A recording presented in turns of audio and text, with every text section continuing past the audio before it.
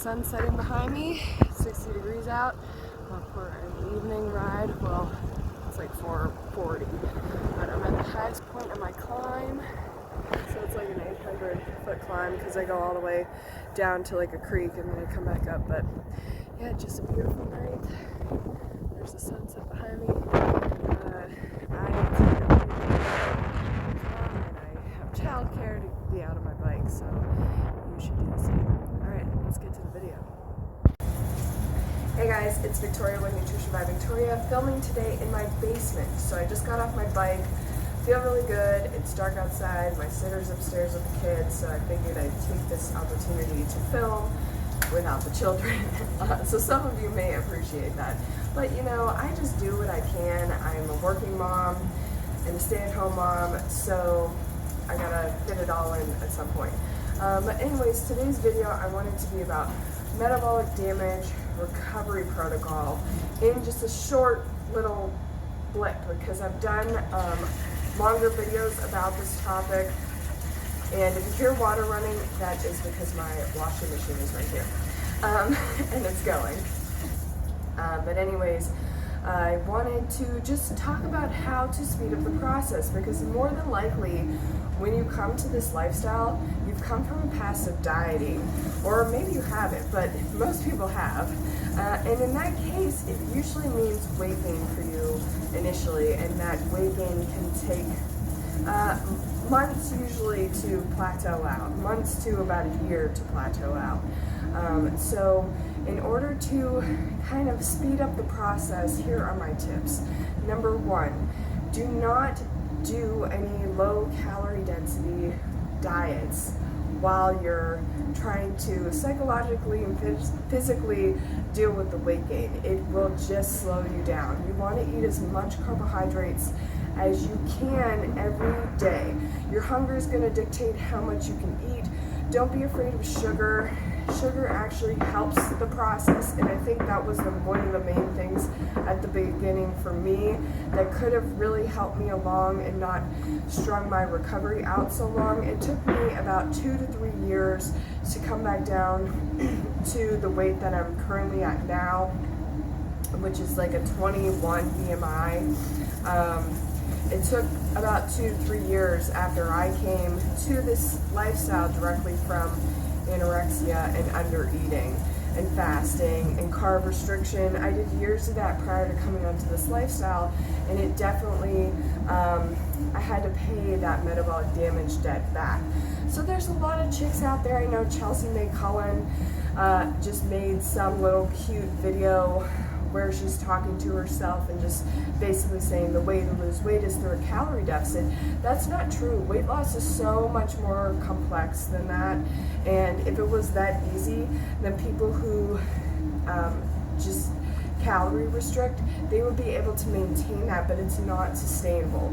So you want to do something that's sustainable. You want to do something that is going to heal your body and allow you to eat as much as you want and be a lean being. So the first thing, eat as much carbohydrates foods as you want. That's fruit, sugar, rice, pasta, potatoes.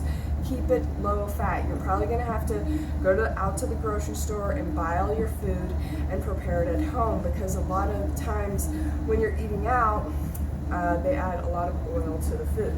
So the next thing, you want to make sure that you're getting enough water in. Hydration is key for so many metabolic processes in the body, and in order to stay hydrated, you just want to make sure that you are peeing clear about 10 to 12 times a day. Number 3, make sure you're getting enough rest, especially if you're coming from metabolic damage, you're coming from fasting, you're coming from calorie restriction. Your body is super stressed out and it needs to relax. It needs to rest and it needs to relax, usually this way too. So I know the physical feeling of weight gain and looking at yourself in the mirror and seeing that you've gained weight can be really detrimental, but you really have to go about this process in a feeling way versus a, oh my god, I look like I've you know, I've gained all this weight, because I gained over 60 pounds initially, and it came on within the first 6 months, and then my weight plateaued out, and then it stayed on for about a year to a year and a half after that before starting to come down some. And I wish that I would have relaxed more mentally and just allowed my body to kind of go through this recovery process, rather than I was so stressed out about having gained weight that I think it worked against me, actually. So if you can just kind of woosah and relax and sleep as much as you can. That is definitely one thing that I did do, is I slept as much as I could. I think I was sleeping up to 12 hours every single night, and that really helped.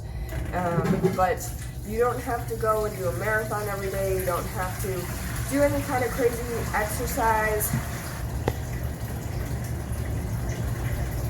You don't have to do anything crazy.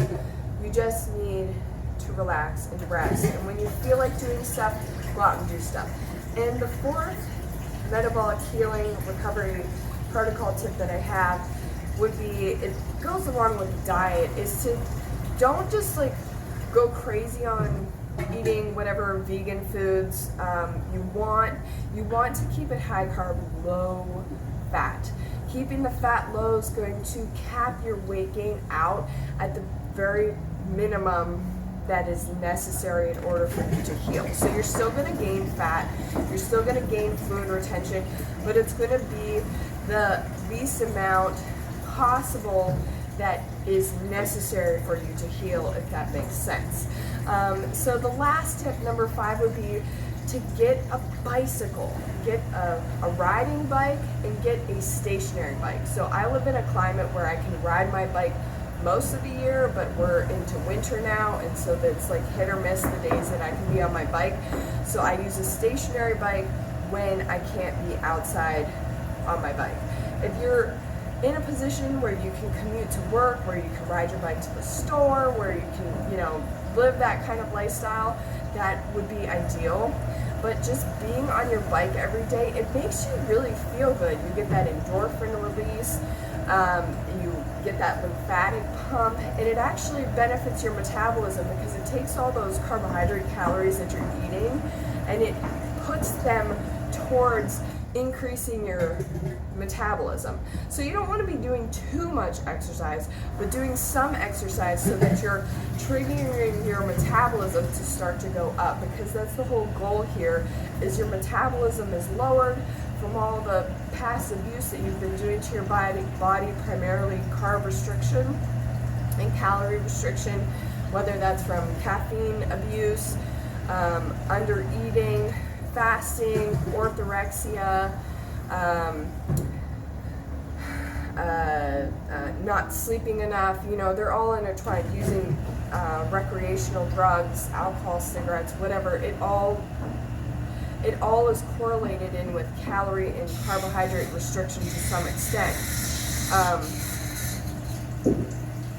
Anyway, so you want to be eating enough, keep it low fat, stay hydrated, get enough rest, and get a bicycle, so that all of that can start working towards increasing your metabolism, and then you get that plateau effect with your weight, and then it starts to come back down. It takes time, but it does happen. Alright, I'm going to wrap this video up before it gets too long. Thank you so much for watching. Leave any comments or questions down below, and I'll see you guys next time. Bye.